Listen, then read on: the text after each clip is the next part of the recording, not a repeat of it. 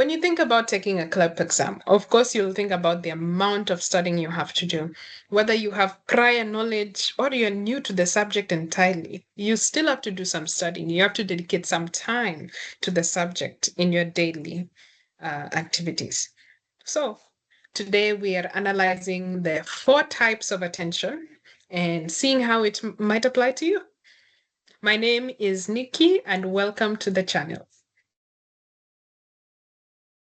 So, from an article by the South African College of Applied Psychology, they define attention and distinct the 4 types of attention, which is sustained attention, divided attention, selective attention, and executive attention. Today, it's often heard about attention span, how watching short form videos in TikTok, YouTube Shorts, Instagram Shorts are affecting your attention span. Whenever a person talks about attention span, they're talking about sustained attention. This means focusing on one task for a certain amount of time until it is complete.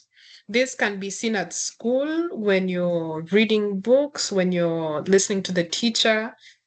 It can also be done during testing, such as the CLEP exam, when you're studying for any subject at all.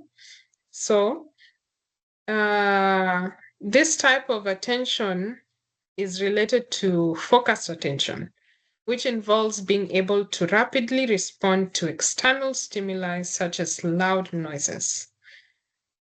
It's important that we have attention to survive and respond to our environment.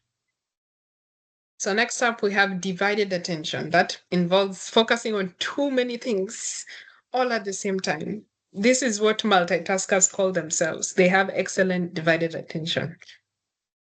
So it is really effective. Science has proved this. I wish I could find an article.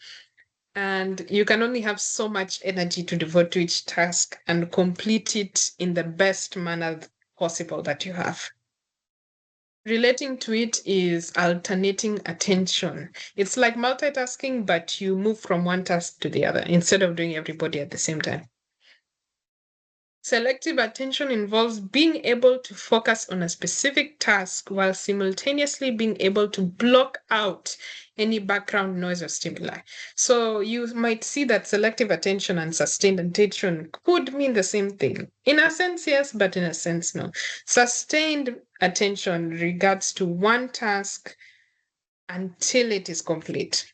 Selective attention means you focus on that one task, block out everything, and it doesn't really have a tangibility to being finished or not. So this can mean reading a book. It could mean creating something new, creating an art piece. It can mean anything. Then we have executive attention.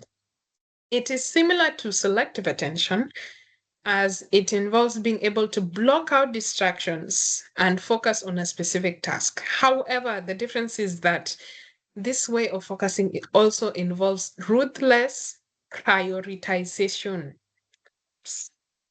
Ruthless prioritization and only focusing on activities that will help achieve a certain goal.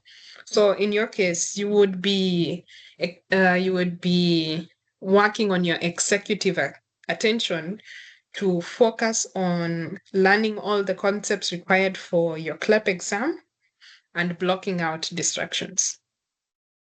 The difference is that in this way of focusing also involves, we've already read that. For example, the managing director of a company cannot attend to everything that's going on, but they can block out all the hundreds of emails they receive and devote themselves to completing the critical tasks. In relation to today's times, or for the age level taking the exam, it could be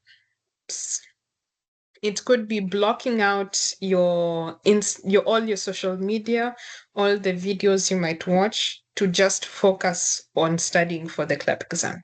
Understanding these types of attention help you understand better how you function in a daily life setting and how you can function better for different parts of your life. It's not only just for CLEP, it's for everything.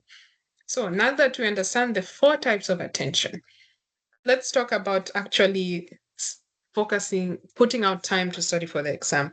It is recommended that if you know the concept to a certain level, 2 to 3 weeks can be sufficient. But if you're completely new to it, 3 to 4 weeks might be better for you. But all of this is subjective.